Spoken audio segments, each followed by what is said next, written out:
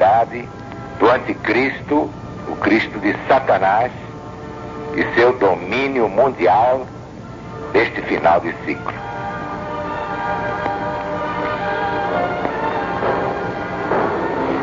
Livro do profeta Daniel, capítulo 7º, exatamente como se encontra no livro do presidente da LBV, Mensagem de Jesus para os Sobreviventes. Capítulo 7º de Daniel.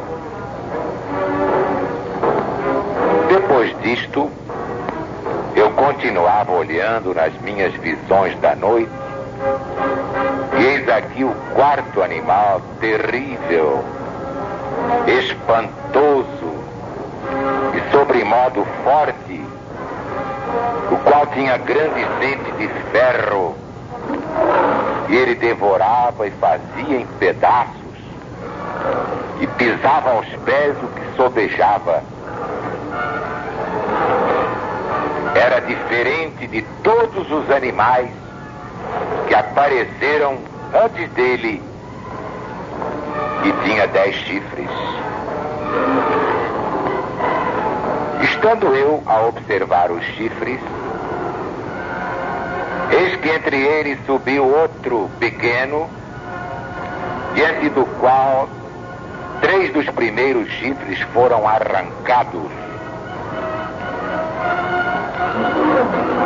E eis que neste chifre havia olhos como os de homem, e uma boca que falava com insolência.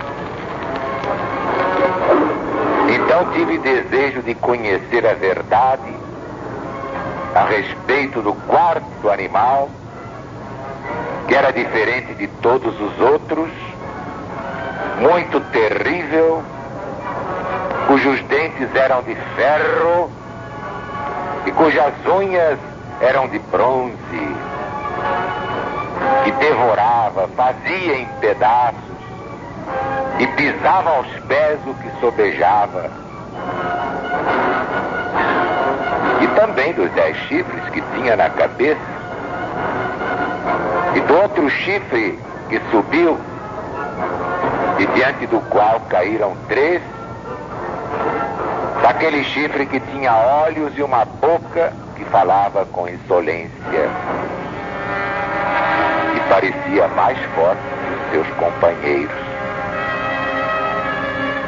Eu olhava, e eis que este chifre fazia guerra contra os santos e prevalecia contra eles.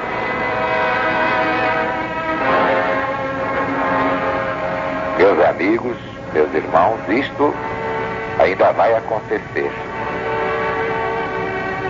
E quem vai prevalecer contra os santos de Deus, os escolhidos, não é o quarto animal, terrível, espantoso, sobremodo forte, com dentes de ferro e unhas de bronze, que devorava e fazia em pedaços, pisando aos pés o que sobejasse.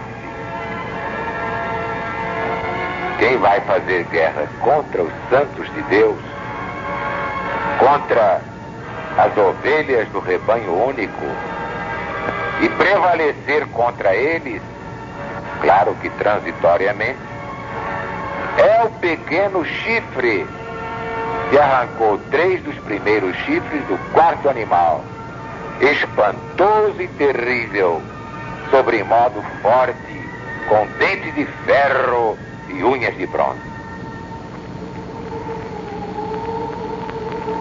Os legionários já estão devidamente avisados. João, o vidente de Patmos, realmente já nos avisou em sua primeira epístola da vinda de muitos anticristos.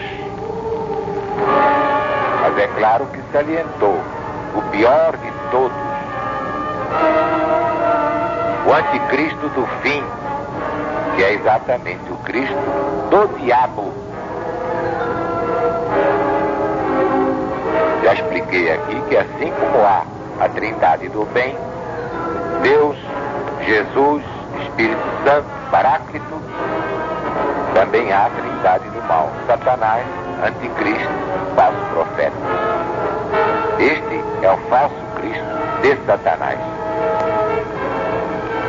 E este, quem o define muito bem, é o apóstolo Paulo, na segunda epístola aos Tessalonicenses, capítulo 2, versículos 1 a 4.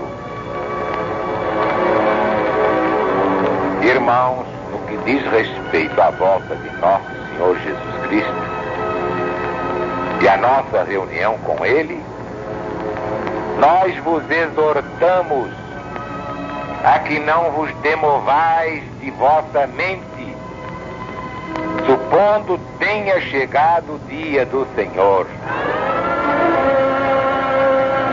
Ninguém, de nenhum modo, vos engane. Isso não acontecerá sem que venha primeiro a apostasia e seja revelado o homem da iniquidade,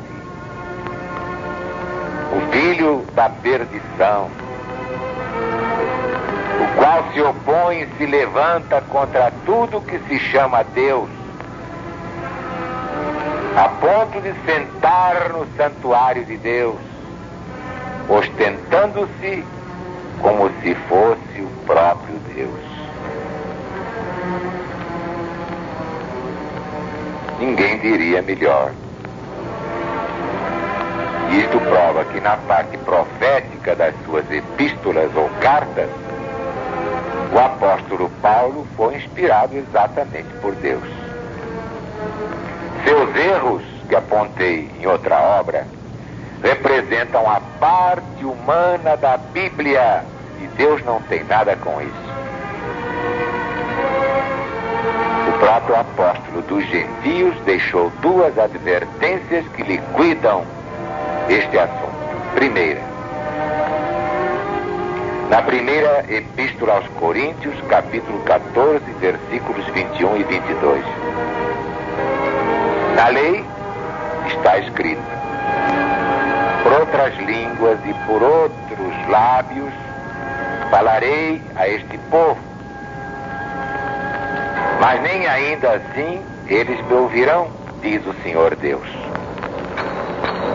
As línguas, pois, são um sinal não para os fiéis, mas para os infiéis. Agora, as profecias são um sinal não para os infiéis, mas para os fiéis.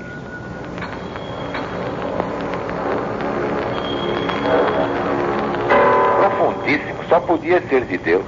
Vejam bem. As profecias são um sinal não para os infiéis, mas para os fiéis. Segunda advertência de Paulo apóstolo. Segunda a Timóteo, capítulo 3, versículos 16 e 17. Toda escritura divinamente inspirada é útil para ensinar, para repreender, para corrigir, para formar na justiça, a fim de que o homem de Deus seja perfeito, apto para toda obra boa. Ouviram com atenção? Toda, isto é, qualquer escritura, porque não está escrito aqui toda a escritura, toda a Bíblia. Aí seria irremediável, seria a Bíblia toda. Mas não. Toda escritura, toda sem o A escritura, senão seria toda ela de Deus, mas não.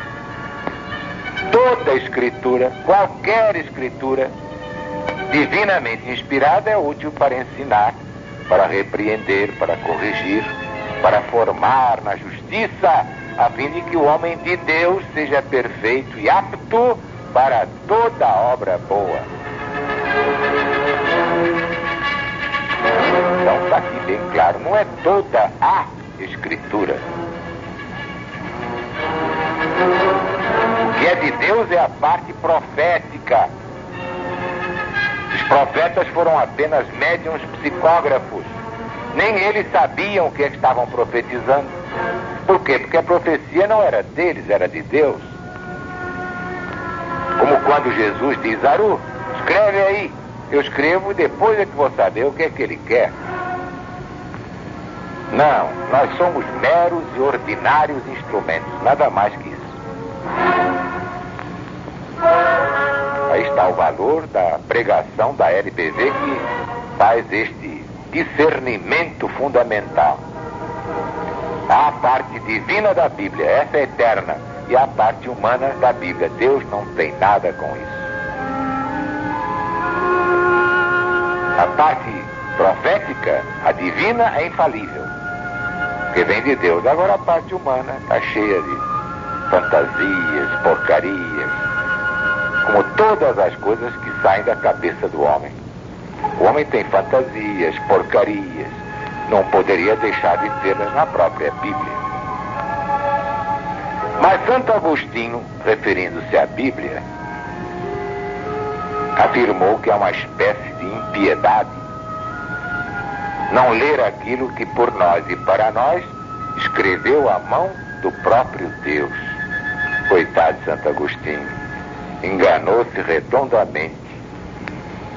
Deus não escreveu a parte humana da Bíblia, escreveu a parte divina, mas não a parte humana, que do contrário nem eu acreditaria em Deus.